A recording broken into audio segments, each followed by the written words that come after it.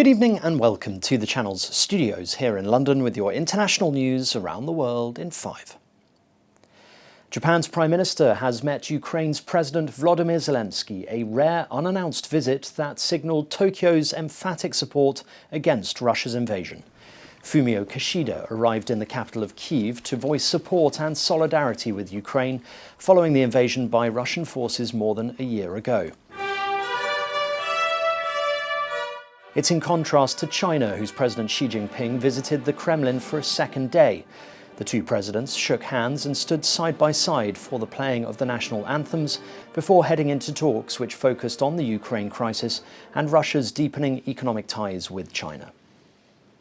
Ukraine's defense ministry has said an explosion in the north of the annexed Crimean region has destroyed Russian missiles being transported by rail. Pictures show huge explosions lighting up the night sky. The Russian-installed head of the city of Jankoy said the area had been attacked by drones. Ukraine announced the explosions but did not explicitly say it was behind the attack. Here, eyewitness footage showing a flash of light in the sky before the sound of an explosion. If confirmed, it would be a rare foray by Ukraine's military into Crimea, which has been annexed since 2014. Sri Lanka's president says that his country was no longer a bankrupt nation after the International Monetary Fund approved a nearly $3 billion bailout for the crisis-hit economy. In a televised address, Ranil Wickremesinghe said that import restrictions would be gradually rolled back. The president's supporters set off fireworks in the streets of Colombo to celebrate the IMF's bailout approval. The first $330 million tranche of the bailout will be received in the next 2 days.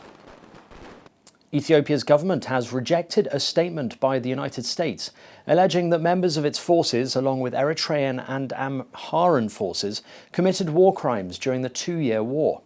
The Ministry of Foreign Affairs called the US statement selective and inflammatory, saying the partisan and divisive approach from the US is ill-advised. Men, women and children were killed. On Monday, the United States said it had determined that all warring parties had committed war crimes.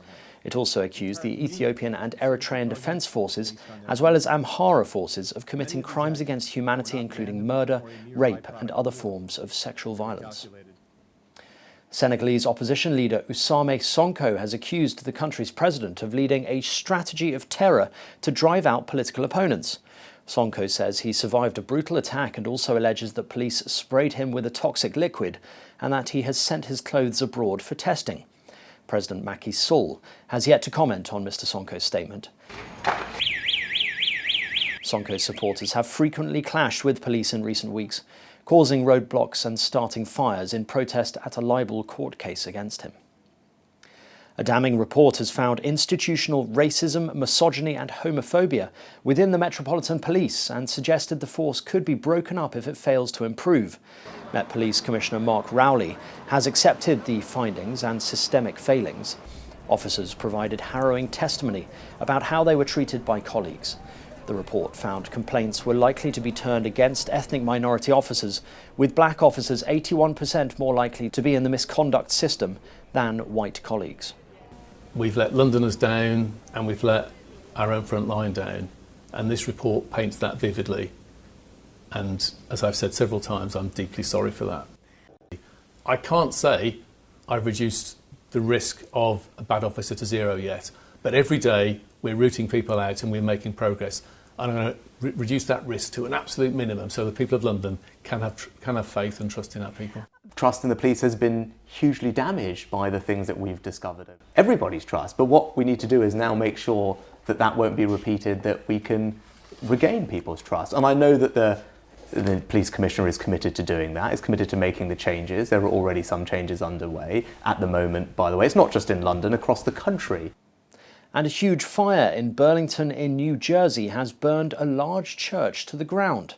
Its roof collapsed as more than 100 firefighters and emergency personnel battled the flames. A local pastor described the incident as a devastating loss. There were no immediate reports of injuries, and it is not yet clear what ignited the blaze. And that's your international news around the world in 5. Now back to the channel's studios in Lagos.